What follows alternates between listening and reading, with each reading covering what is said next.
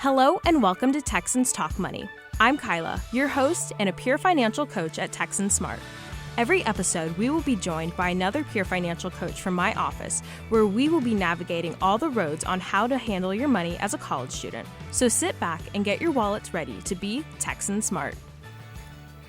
Hello and welcome back to Texans Talk Money. My name is Kaiten and I am one of your co-hosts. I am joined as always by Addison. Hi guys. And today we are super lucky and excited to be joined by a first-time speaker on the podcast, Meredith. If you kind of want to give the audience a little gist of who you are, just whatever you feel comfortable with. Hey y'all, I'm Meredith. I'm a junior here at Tarleton and I'm a peer financial coach for Texan Smart. I like to make videos for our social medias as well as help out with any events that I'm needed for Texan Smart. Yes, and we are so excited to have you on. It is always fun when we get to have a quote-unquote newbie on for the podcast. I'm very excited to be here. So today we are going to be talking about something that almost every college kid does, or at least has to think about by the time they hit their senior year, and that is going to be renting and leasing.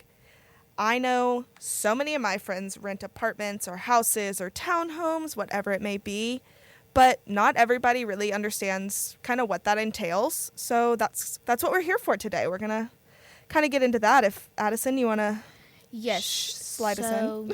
So the two terms that you're going to hear when it comes to renting and leasing are obviously renting and leasing. So what exactly is renting? So renting is more of your short-term contracts with your landlord or the apartment complex that you're renting through. So it's more of a month-to-month agreement, and it's a little bit more flexible, but can also get pretty pricey depending on the amenities and the amenities that you have or the amenities that you don't have. And then leasing is your fixed term, so you decide how long you're going to be there, or your landlord decides this is how long you have to live here, so don't get too comfy. Those usually last a little bit longer, so, about 6 or 12 months, kind of depending. And that's your stable rent. That's going to be regular and doesn't really flex at all. And then that is a much larger commitment. It's kind of harder to get out of that than it is a rent. It's harder to transfer that over to somebody else if you decide, okay, I'm done living here, I'm going to go wherever. For sure. I mean, there's definitely pros and cons to both. As you said, renting, you have more of a flexibility to move. Let me backtrack a bit. You will hear people use these interchangeably. And, I mean, you can because you do pay rent when you lease. But they are technically two different things.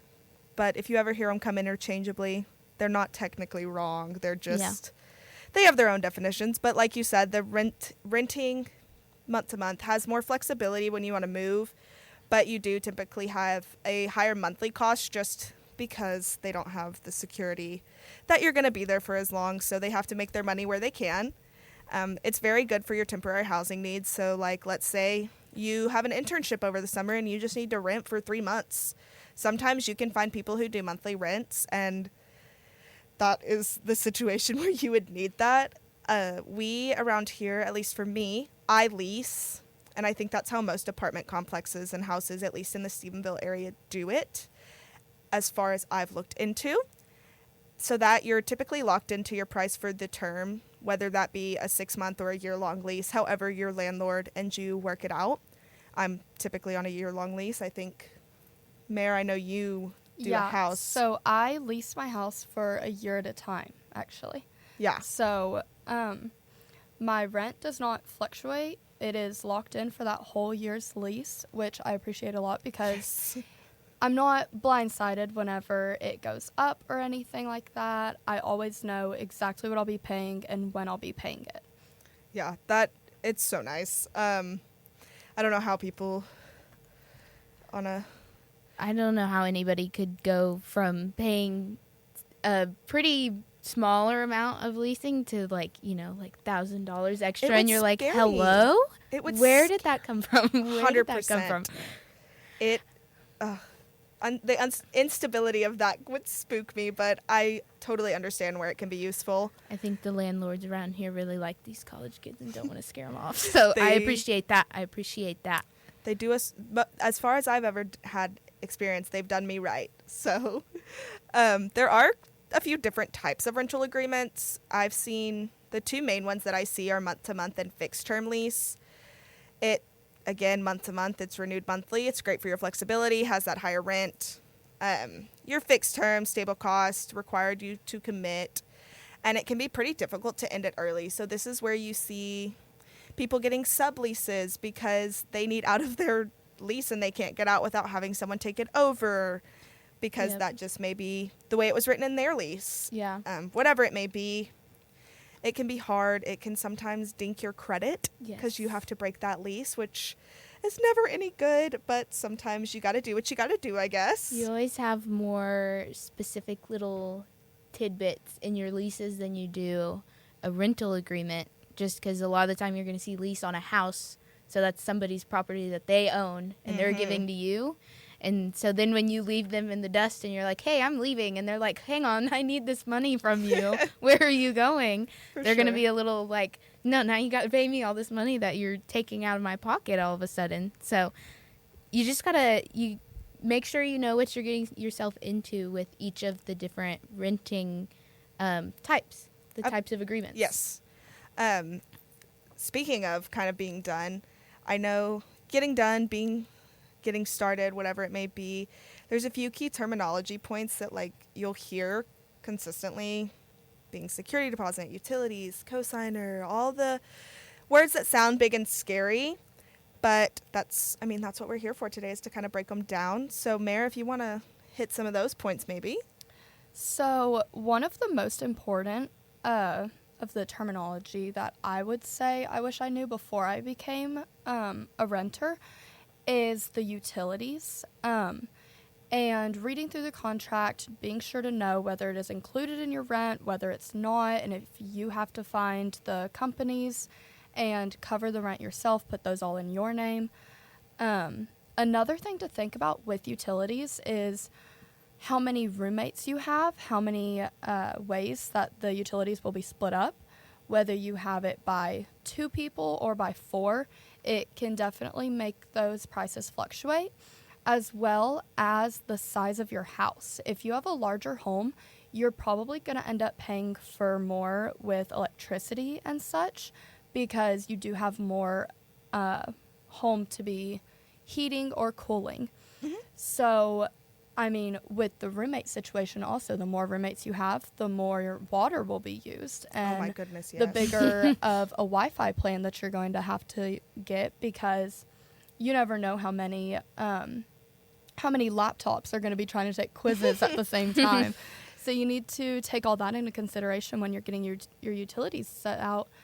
And also just knowing which companies to use, which ones are going to give you the best rates, which ones are going to give you the best terms, and whether those plans that you choose are going to be month to month or a year long.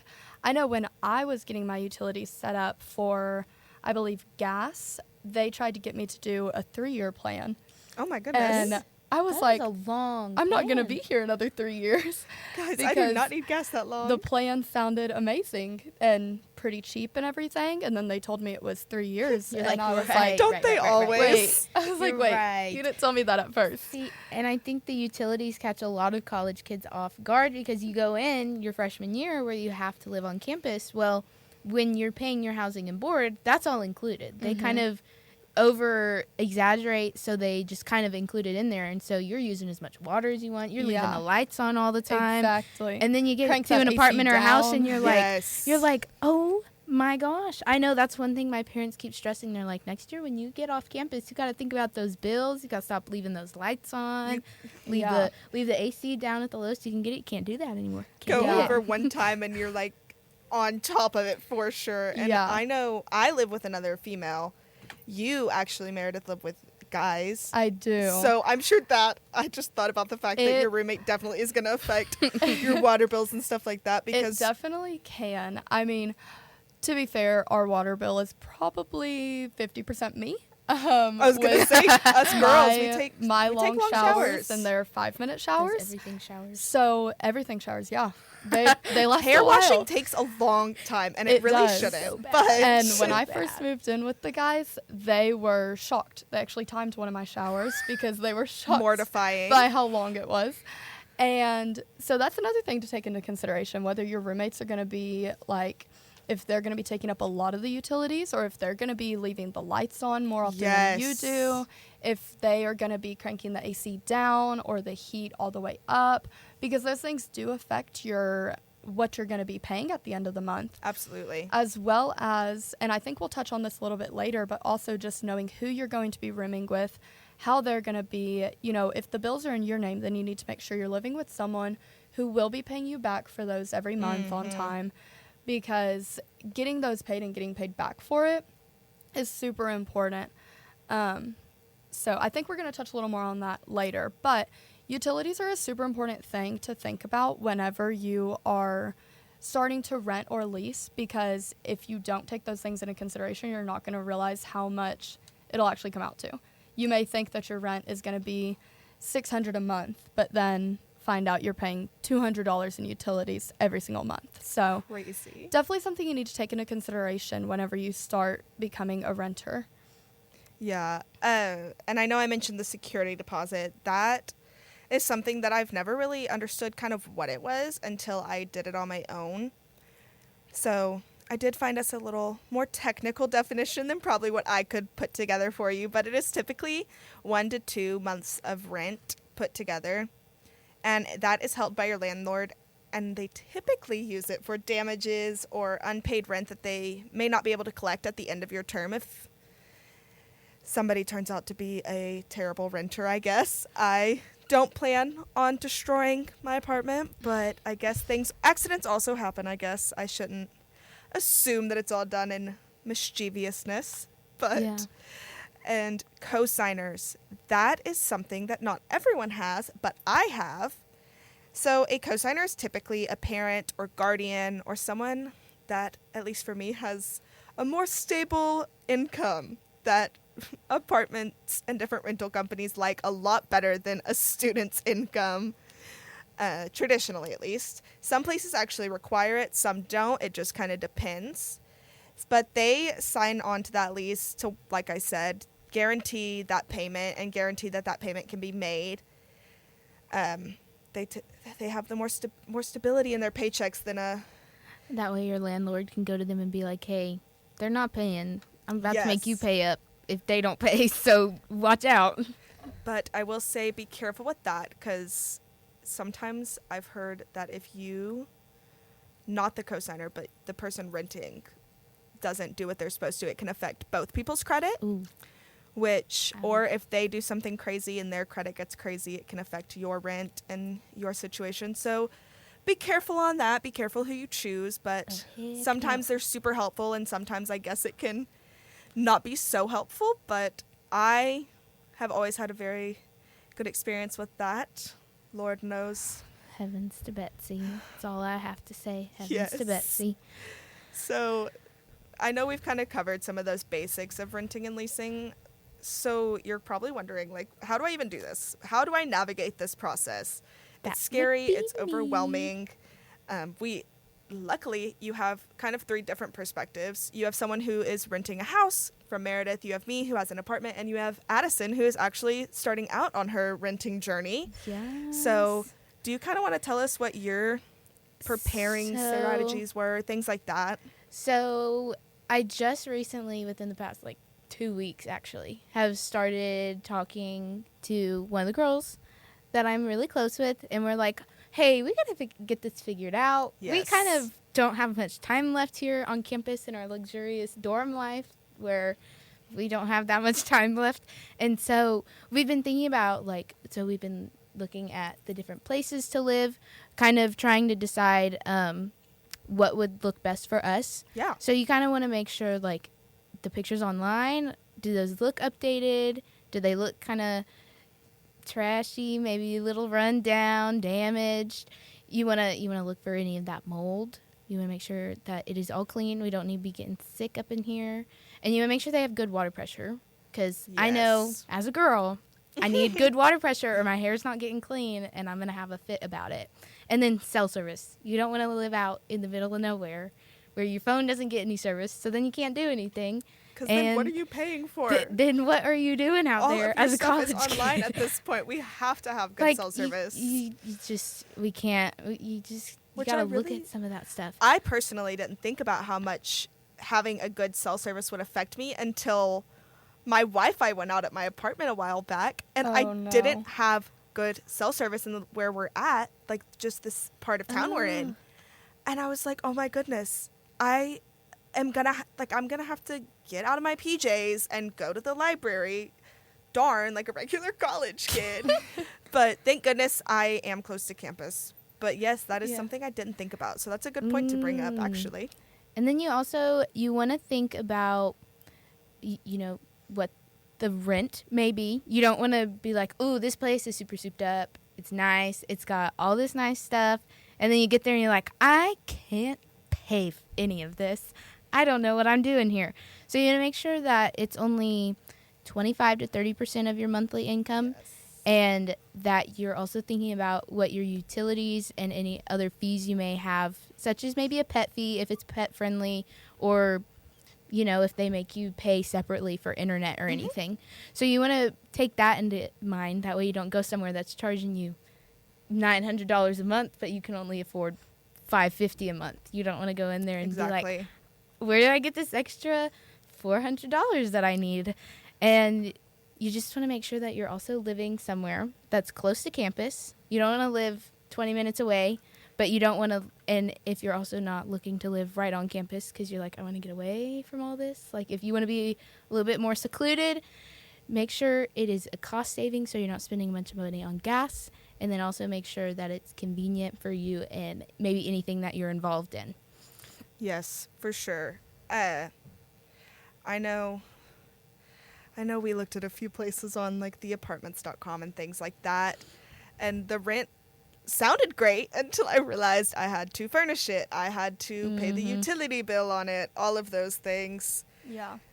I think another thing about that is, because we are all college kids, making sure that you're close enough to campus, because we all know how the parking situation is here. Oh my goodness. So having a place that is so far away from campus that you're having to make a, let's say 15, 20-minute drive before your 8 a.m., that can be a lot. Are you really going to get up? That's always the question. Yes. Yeah. Live where, if you're a late riser, don't live far away. Yeah. And think about school zones. Think about those school zones, especially with those 8 a.m., 9 a.m.s. If you're having to drive through a 20-mile-per-hour zone, that's extra 5 to 10 minutes on your commute to school. My entire commute, if I don't go on Washington, is a school zone, which is kind of insane, but yeah, finding happens. somewhere that is a convenient location is definitely something to take into consideration. It honestly could be worth the extra $50 rent at the end of the day, because you are getting to save a little more on gas or the convenience of your time and the convenience of parking, especially. That's definitely something to take into consideration too when you're searching for a rental property. I know I did. The biggest thing is looking at your lease. Look at all of the different restrictions, the qualifications. You make sure that they're not going to be like, oh, by the way, you actually can't rent out this apartment because you have a terrible credit score, or we need something physical to prove that you're not going to dupe us out of all of our money.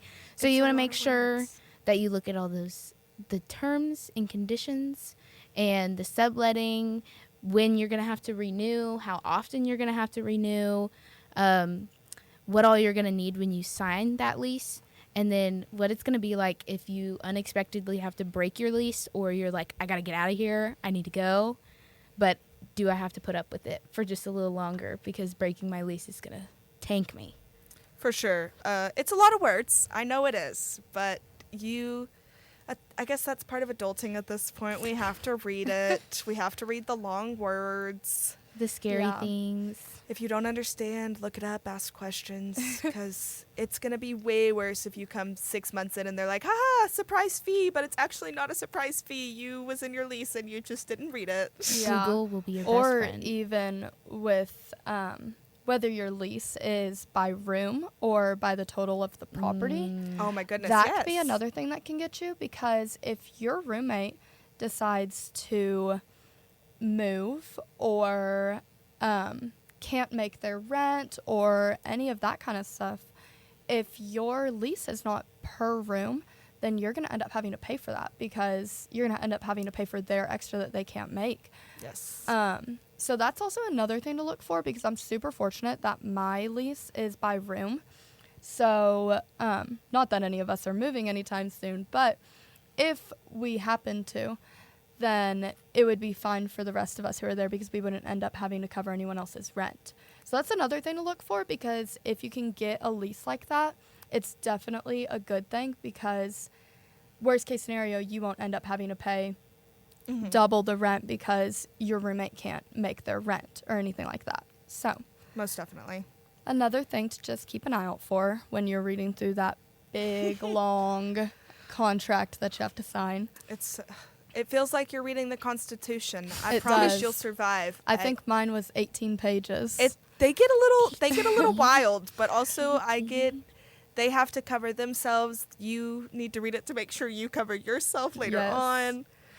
All the things. And as you read through, make sure you, like I said, you understand, you ask those questions, because you need to understand your deposits and your fees, especially when you end up going to sign the lease. So you need to know how much is due up front. How much is due when I sign this paper? Is it going to be just first month's rent? How much is my security deposit? All of the things. Will you get it back after you move out? Yes. What is actually covered by the security deposit? All of the Just above. Ensure that you are well informed for yourself and your own safety. That feels like the wrong word. Financial But safety. Financial safety. Financial yeah. safety. It applies. Okay. Another thing, insurance. Crazy. You wouldn't think you would have to think about it, because, what do you mean? I'm only in college.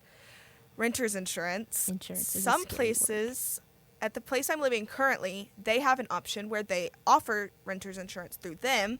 You can pay a little bit extra onto your rent and they will cover it. I personally opt out of that and chose to go through a insurance company that we know and do renter's insurance that way.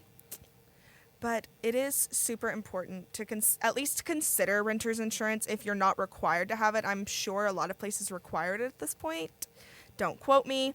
But that is just to kind of cover your personal belongings in case of like theft or damage. If your house floods, your house floods, anything like that, you can find the right policy to cover it.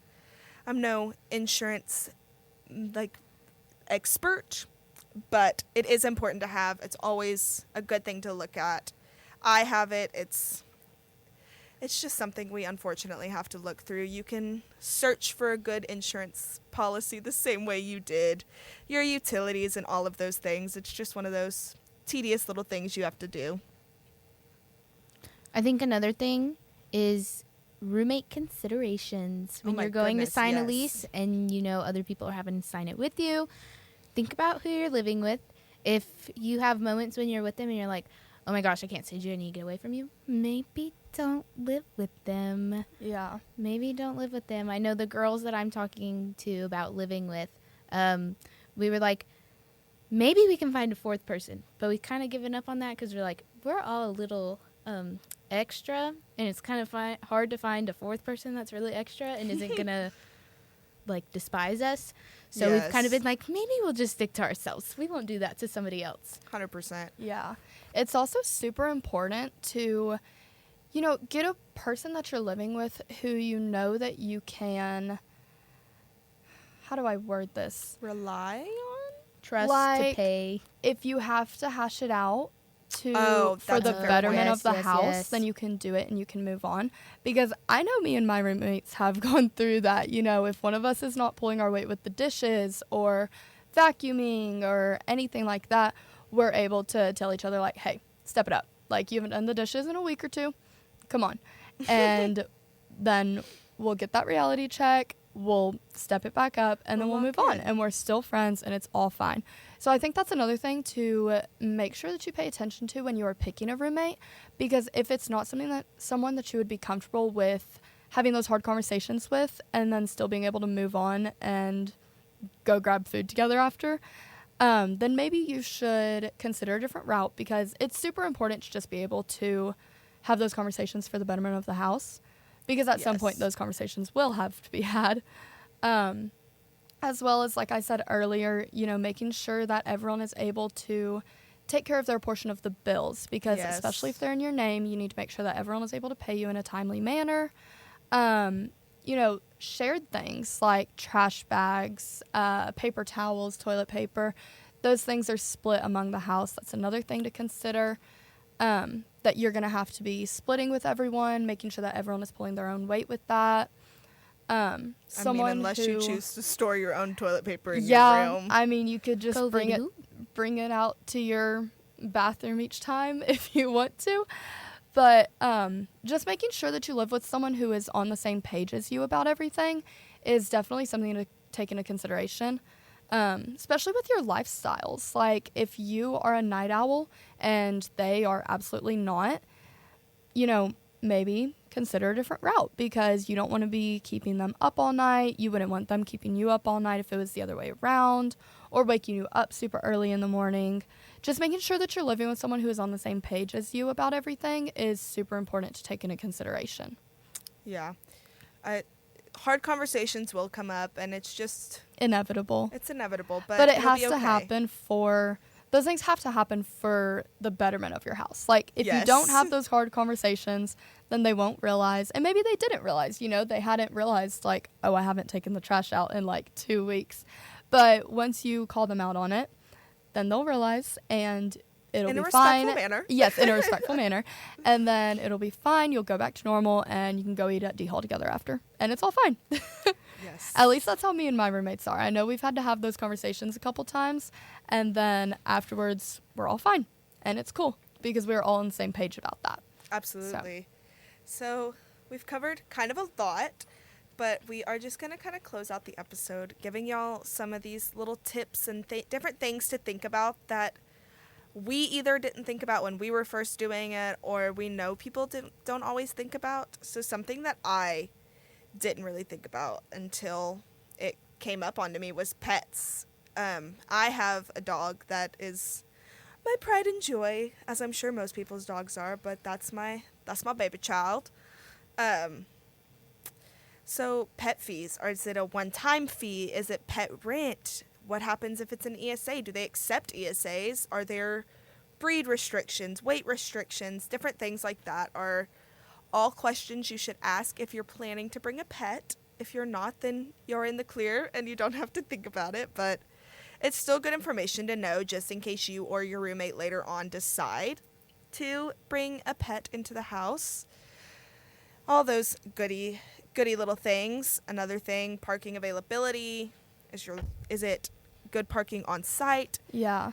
That's definitely something to figure out, even with the city beforehand, because I know at my house, this is my second year living there, and just now a couple months ago we actually had to get parking permits to park on the road, because we do live right by a school. So with the school traffic and everything, we ended up having to get parking permits from the city, which thankfully they did not charge us for, but that's something to look into. Are you going to be able to, if it's a 2-car driveway, but you have 4 roommates, like, who's going to park on the street, who's going to have the parking permits, all of that.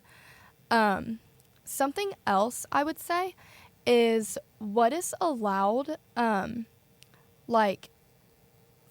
to be outside of the house. Oh my, because I know for a minute there, one of my roommates had a smoker to smoke meat and everything, and he had it out front for a little bit, like in the driveway, and the city told us that we couldn't have it there, and so we had to put it in the backyard because that wasn't allowed there. So that's another thing, just like random little like things like that. Like, is the city going to say something about, you know, whatever you have in your front yard? Are they going to say something about where you're parking? Are they going to say something about how your grass is growing? I mean, like, it could literally be anything. I know one of the apartment complexes near campus has a parking lot, but if you're a visitor, you have to get a visiting pass, but they don't always give you a visiting pass, so you'll see people parking on the street, like back in the neighborhoods. So you want to make sure that if you're going to have visitors as well, that they'll be able to come and they're not going to get towed or ticketed every time they come and visit you, because then your friends won't want to come hang out with you, or they'll be like, no, we're not going to your place anymore. Yeah. No, all of the little information. Something big that I didn't realize people had to consider, but I was talking to a friend who rents at a different location, and maintenance. Is that something that your apartment complex takes care of? Are you required to outsource that and find your own companies for if your AC blows or anything like that? So, because that's another cost that you need to factor in. I'm lucky at our complex, if something goes wrong, our maintenance guys will come and fix it pretty quickly. Yeah. And it's so far been no charge to us, but nothing crazy has broke. Like, I know our microwave went out one of the first few weeks we were there, and they just came and replaced it, and I was like, that's so awesome. I did not want to have to buy a new microwave. Yeah. Another thing that I would say is smart to think about before you decide to rent, kind of like a hidden thing that you wouldn't really think about, but the appliances that you're going to have. Yes. Because, you know, are they going to have a fridge, a washer, dryer, a microwave? Are they going to have all that there already? Are you going to have to purchase your own and have it there? Are you going to have to start going to a laundromat? Like, you know, just knowing what that looks like beforehand, because I know thankfully my house came with all of that. Yes. But there was a second there right before I moved in, and I was like, oh my gosh, do I need to go buy a washer, dryer, microwave, fridge? Like, am I about to have to purchase all of this on top of security deposit, on top of rent? That was something that I definitely was kind of like scared about at first, because that can be a big purchase that you have to make. Washer, dryers, all of that. It can be super expensive. So that's definitely something to question about beforehand. And question, you know, am I going to purchase it and then keep it after I move out? Are my roommates and I going to split it? And then who gets it when you move out? You know, I mean, I know our TV that we have in the living room is all of ours. Like, me and my 3 roommates just split the cost of it. And when we move out, I guess we're going to have to rock, paper, scissors. duke it out for it. But that's another thing to think about. Those appliances, those split things you're going to have. If you decide to purchase couches together, who's going to get that at the end of when you're moving out? Who is going to, you know, pay for the majority of it? Things like that is definitely important to think about, and something that you don't really think about, especially when you live on campus at first and then you move to a house. Those things are already included. You already have the washer dryers in your dorm. You already have a microwave in your dorm. You don't really think about those. It's just kind of a given. And so when you move into somewhere, you don't really necessarily think about that at first. Absolutely. So I know we covered a lot. Does anyone else have anything they want to touch on before we send everybody on their way? No, but I will say this is going to help me and all of my off-campus living adventures I'm embarking on. So, well, I am glad one person is affected by the episode. That's always good. But yes, if that, I think that covers most of what we got going. Yeah. So, as always, thank you guys so much for joining us on this episode. Thank you, Meredith. We really appreciate you coming in. Of course. Anytime. As always, have a great semester. Be well, be ready, and be Texan Smart. Have a good day.